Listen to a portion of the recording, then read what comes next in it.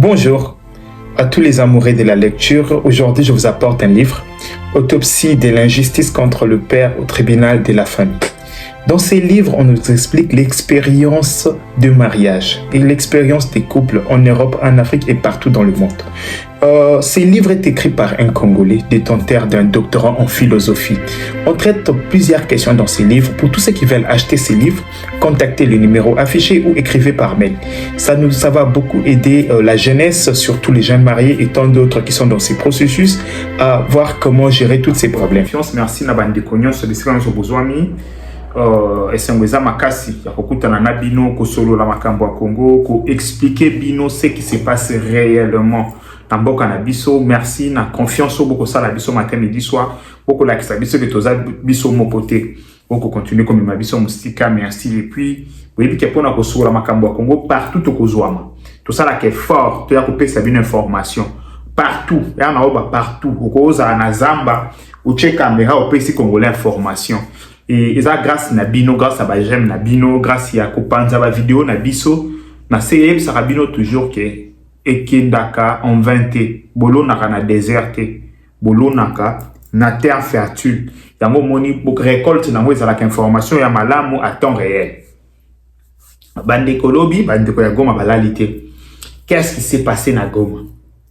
Massa c'est betami makasi na Goma et Bandeko ya Goma na Boutou, hein, je me rappelle c'était à quelle heure. Zaki Boutou Makas, ils ont commencé à appeler Mendeko Tosha, ils ont tous une information, qu'est-ce qui se passe? Yo abatoza musika metoyebi que aux alata na source moko tomi balé ba oyebisa yo ce qui se passe na Goma. Bandeko na tongo tango to la muki, on a essayé un peu de contacter quelques sources na Goma. Ba lobby que ba M23 lobby entre deux factions ya M23.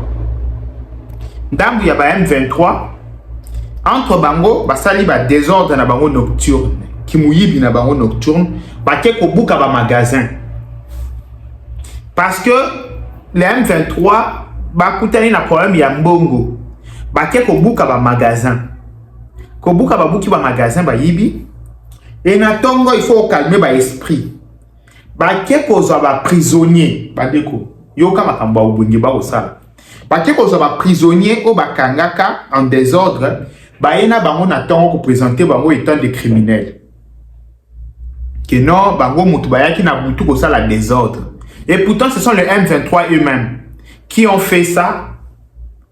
Mais na tongo baké ko ba prisonnier, baya ko présenter bango. Lokola bato basali kuwana.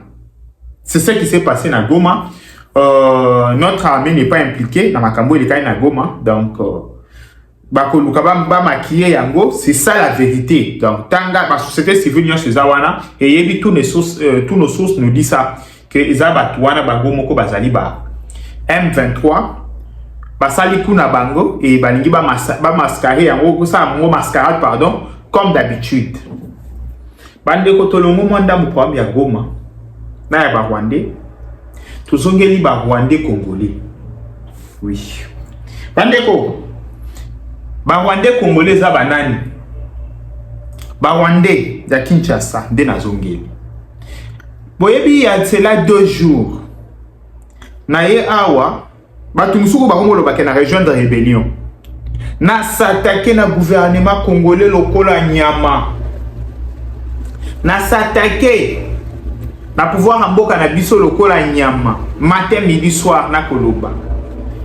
Bakina pingele kina Kinshasa gouvernement zomona tozomona te na en fait na zotoka na koloba bande kolelo vendredi na gouvernement leki lobitala makambo ebele ko sala na Kinshasa ezali ba montage bato bango moko ba ko sala na zongi lisusu na biba zokosa landa vidéo oyo ndeko comme ça zonga to solola.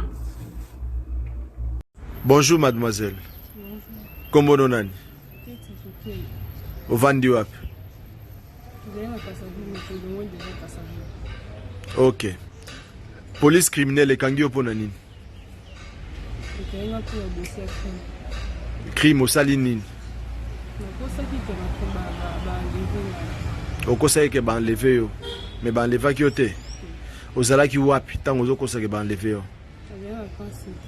Ozaki na banani. Ndeko na okombone nani. Bon ba camarade ba kombo banani. Ba vidéo bosala ki keno ba kangio ba bayoneo munoko et puis bazo menacer ko bomayo. Ozaki na banani. Bosala ki ba vidéo na téléphone na nani.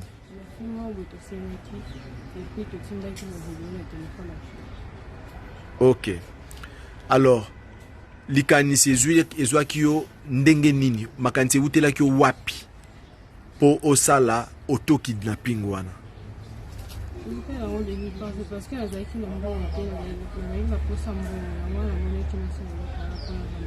Papa na yo aza ministre asalaka wapi? Aza soda. Mbongo bawandaki osenga pona ranso ba libéré eza combien? 5 000 mais bokanaki 3 000. Alors, mikolo nyonso ozola la wapi? À part quand c'est à bandola na bamatanga. Mais toki ko bandola la pe na campus. Ba numéro bandai ko utiliser pour na kota en contact na papa bineza ba numéro anani. Bongo téléphone bo utiliser ki ya nani? Ya nani? Merveille nde nani? Merveille aliza nani pa nao?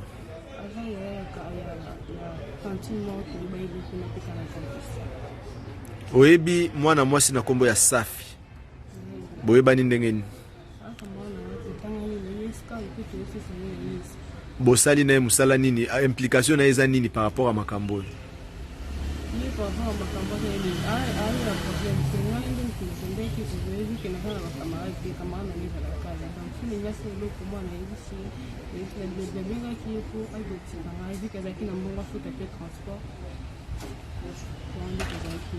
Ndebo bandi ko benga papa na bino. Alors, pasteur wana olali na église na Mikoloboni.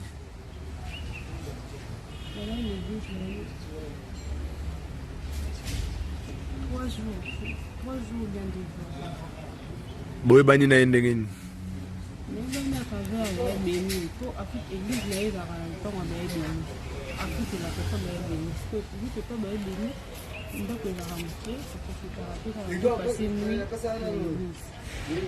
Mbongo bandaki osenga papa na bino pona auto kidnapping comme rançon ezalaki pona nini?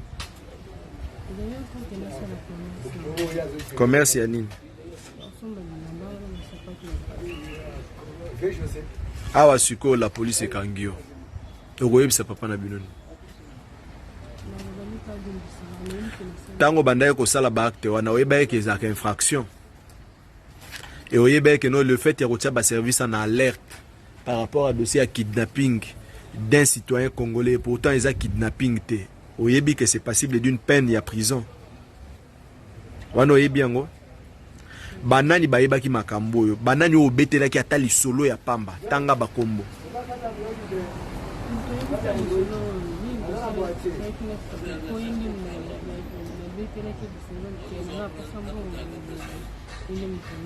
En grande partie opération Bomontaki na filo. Et puis nani msusu.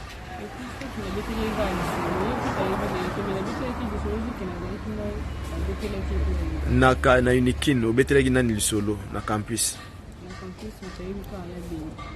Beni. Merveille a ebini. Ok. Bonjour mademoiselle. Kombo na onani? Loba makasi. Ok, ovandi wapi? Avenue quartier. Kananga numéro combien? Bakangio pona nini na police criminelle? Bakangio pona le fait de soutenir mon ami. Elle était venue chez moi, elle m'a expliqué l'affaire du kidnapping. Et je lui ai dit que moi je suis pas... Affaire à kidnapping, bah kidnapper nani? Bah kidnapper. Et vu que mon que j'étais pas pour ça, à kidnapper. C'est là, bah nani bah kidnapper? À cause ça qui avec Assalango pour des raisons personnelles. Yosa na âge nini? 25 ans. Yo ça na âge nini? Ok, alors bah ça pour des raisons personnelles. Oui. Je lui ai dit, famille n'est venue déjà avec moi, ça passe pas. Et faire un soin et impliquer dans les sous, ça sera pas bon. Il m'a dit d'accord, dès Amataki, le concept. Amataki na concept pas banani. Et pas Bandekona. Oyebi atande kona moko kombo kuna. N'avez pas petit on a une monnaie pour Kombo ne nani? Philo. Alors, tango ake concept. Olanda qui est kuna to yotika li pana bino. Le lendemain, parce qu'il n'avait pas l'argent de transport. Je lui ai dit d'accord, je ferai de mon mieux pour arriver. De Nayaki, le petit moment de transport. Pour Bokende wapi? Non, la bande on n'a pas vu ça. Comment qu'il peut pas vu ça là? Depuis que Azumata Mongafu. D'ailleurs, Mata Mongafu. Mongafu la mataki wapi? La Kindeli, la venue, je sais pas. Kosala nini? Voilà, je ne savais pas. Et puis, à Kiamataki, vendredi, samedi, dimanche, lundi, je lui ai dit, bon, si je finis au boulot, je vais passer. Parce que je suis arrivée là-bas, tout l'argent que j'avais utilisé, c'était épuisé.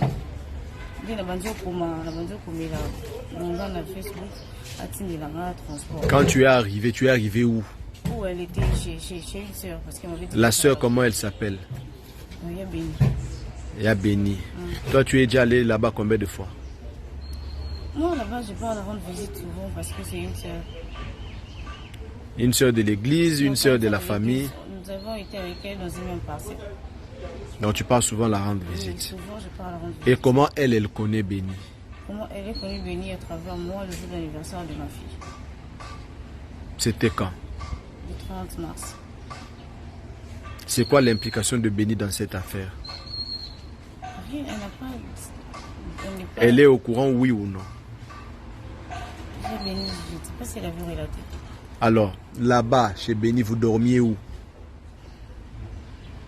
Par ces 3 jours-là, moi j'étais en train de dormir à l'église pour prier parce que j'ai prié chaque jour. Alors, d'après toi, d'après ce que tu sais, qui était au courant de cette affaire dans sa famille, dans la famille de Ketia? Je ne sais pas. Non, il m'avait dit que Philo c'est moi. Et puis avec elle, moi je ne parlais pas trop avec parce qu'elle n'avait pas le téléphone. Et quand tu es arrivé à Kanseta, tu as trouvé qui? Juste que je suis arrivé à Kanseta, j'ai trouvé sa petite soeur. C'est seulement elle que j'avais trouvé. Qui d'autre? Tout à part sa petite soeur et la marâtre de sa petite soeur. Et la petite soeur à sa marâtre. Elles étaient au courant, oui ou non?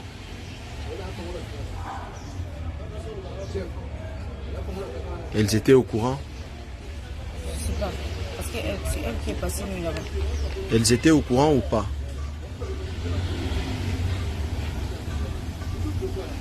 Sûrement vu qu'elle est passée nuit là-bas, peut-être qu'elle les avait dit. Ok. Bandeko bomoni vidéo oyo ya ba kidnapping au sama na Kinshasa. Fi oboko mona a orchestré yemoko a organisé kidnapping na pour soustraire ba famille na bango mbongo. Bandeko moi sur yo na ba rebelle ya M23 pesanga différence. Parce que batu ya solo bazali kidnappé matin midi soir. Batu ya solo bazali na passe ya insécurité. Mais moi sur a kondima aya koko sa famille na ye na $5,000. Biso bazo bato porter qui cause na bango. Awa sur les réseaux on crié matin midi soir le gouvernement azoko kwa kosala musala na yete bazoko kidnapper batu tala ndenga jeter au propre na bato bako vivre situation ya boye ya solo nani bakozo au sérieux. Bandeko ici je demande au gouvernement congolais va payer sa punition et bongi na ye parce que ça c'est blaguer non seulement avec l'État congolais blaguer aussi avec nous les autres. Oyo to memaki li kambwana ezape ko blaguer ko cracher sur mémoire ya bandeko nyonso bakufa suite ya kidnapping wana. Ezape ko cracher na mémoire ya bandeko nyonso ba ko vivre situation wana ya solo. Ezali ko dédouaner ba criminel parce que gouvernement to police akobanda ozo makambo sérieuté. Akoloba oui ezana ngo ba G à se dédouaner. Di kolona yo. likolo ya $5 000. Bandeko, et ana ba jemusu, il faut pas ko sala ngo. Il faut ko décourager batu ba sala yango teti na souffle ya suka.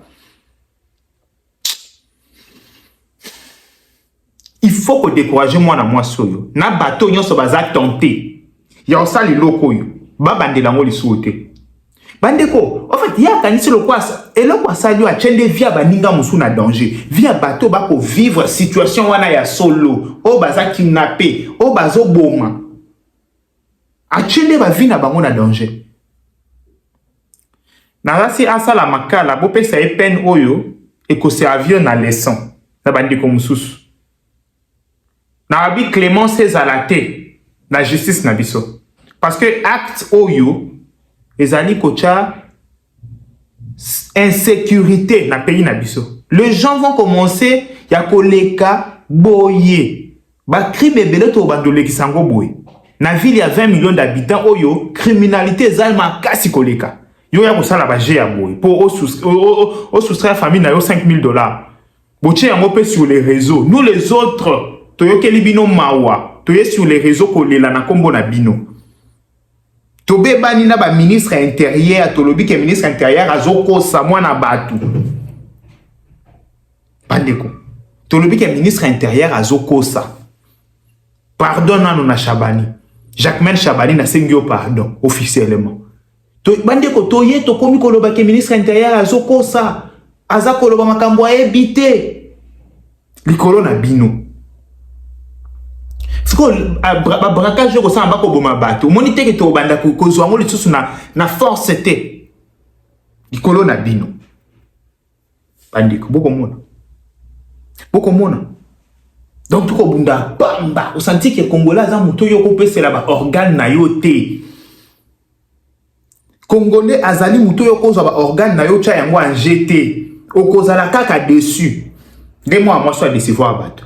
Na kosenga na l'état congolais pesa e tumbu en fonction ya malbe oya sali bayokela e mawate bayokela e mawata mukete eza soni pe mawa makambo musindo oyo bandeko ezalaki mondambu ya ba information na yaki nango ndebo bina inga ozo bino tamula ite na za posa botali mwa muke bolongwe so ya information évoluer na oya lisusu to kutana embarrassement. Bye bye. Ciao. Bonjour à tous les amoureux de la lecture. Aujourd'hui, je vous apporte un livre, Autopsie de l'injustice contre le père au tribunal de la famille. Dans ces livres, on nous explique l'expérience de mariage et l'expérience des couples en Europe, en Afrique et partout dans le monde. Ces livres est écrit par un Congolais, détenteur d'un doctorat en philosophie. On traite plusieurs questions dans ces livres. Pour tous ceux qui veulent acheter ces livres, contactez le numéro affiché ou écrivez par mail. Ça va beaucoup aider la jeunesse, surtout les jeunes mariés et tant d'autres qui sont dans ces processus, à voir comment gérer tous ces problèmes.